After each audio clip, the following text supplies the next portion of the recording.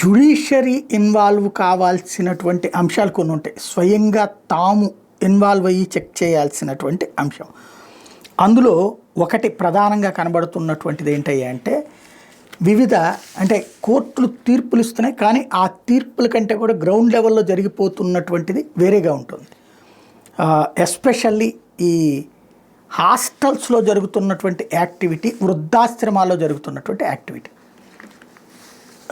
తాజాగా ఏదైతే తీర్పు ఒకటి ఇచ్చింది కదా, వృద్ధులకి సంబంధించినటువంటి దాంట్లో వాళ్ళ డబ్బులు ఇది ఆస్తి వృద్ధాశ్రమంలో పెట్టేటటువంటి పరిస్థితి, లేకపోతే వృద్ధుల ఆస్తి కొడుకులకు వారసులు తీసేసుకుని వాళ్ళని నిర్లక్ష్యం చేస్తే కేసు అన్నటువంటిది.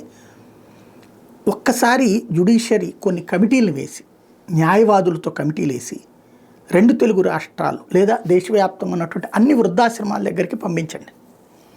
సుమోటోగా తీసుకుని పంపిస్తే అక్కడ ఆస్తి ఉంచుకుని తమని వృద్ధాశ్రమాల్లోకి బలవంతంగా పంపించిన బిడ్డలు ఎవరు? వాళ్ళు ఇక న్యాయ పోరాటం చేసే ఓపిక లేదు, ఆర్థిక స్తోమత లేదు. చివరికి ఆ కొడుకులో కూతుళ్ళో ఇచ్చేటటువంటి ఆ నెలవారీ ఖర్చులు ఇచ్చి అది గొప్పగా చెప్పుకునేటటువంటి రోజులు.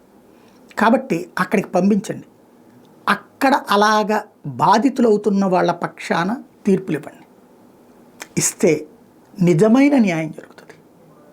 వృద్ధులకి సంబంధించిన వృద్ధాశ్రమాలకి అవసరమైతే దాన్ని ఏమంటారు, కోర్టు కౌన్సిల్ పంపించి కోర్టు తరపున లాయర్లను పంపిస్తుంటాం కదా కొన్నిసార్లు, ఎప్పుడన్నా ఎక్కడన్నా అన్యాయం జరిగిందన్నప్పుడు చూసి రమ్మనమని చెప్పి 2 ముగ్గురు అట్లాగా మహిళా లాయర్ని, ఎస్సీ ఎస్టీ లాయర్ని ఇట్లాగా అందరినీ కలిపేసేసి ఒక 5-10 మందితో ఒక టీం వేసి వృద్ధాశ్రమానికి వెళ్ళి అక్కడ ఉన్న అందరూ ఎన్ని వృద్ధాశ్రమాలు ఉంటే అన్ని ప్రైవేట్ వృద్ధాశ్రమాలు అందులో ఉన్న అందరితో ఒకసారి మాట్లాడి వాళ్ళ ఒపీనియన్ తీసుకుని వాళ్ళు ఎలా సఫర్ అయ్యారన్నది కనుక టచ్ చేసి దాంట్లో నిజంగా బిడ్డల నుంచి బాధితులైతే అది హైలైట్ చేసి వాళ్ళకి పరిష్కరించగలిగితే బాగుంటుంది.